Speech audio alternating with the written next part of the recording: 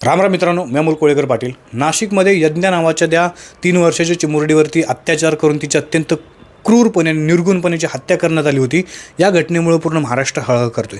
याच प्रकरणामध्ये दादा भुसे जे या सरकारचे मंत्री देखील आहेत, या दादा भुसेंनी अत्यंत धक्कादायक आणि गंभीर आरोप केलेला आहे.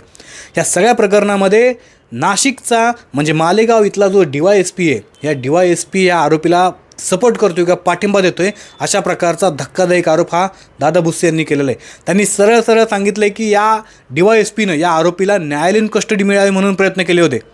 म्हणजे हे प्रकरण इतकं गंभीर आहे, अक्षरशः महाराष्ट्रामध्ये संतापाची लाट उसळली. मालेगाव आज पूर्णपणे बंदची हाक देण्यात आली होती आणि या बंदच्या हाकमध्ये किंवा ह्या मूकमोर्चामध्ये थोडंसं वेगळं वळण लागलं आणि हे पूर्ण संतप्त झालेला जमाव हा न्यायालयाच्या दिशेने गेला.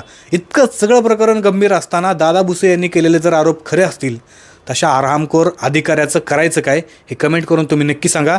जर अशा प्रकारचे अधिकारी या इतक्या संवेदनशील असणाऱ्या प्रकरणामध्ये आरोपीला वाचवण्यासाठी प्रयत्न करत असतील तर.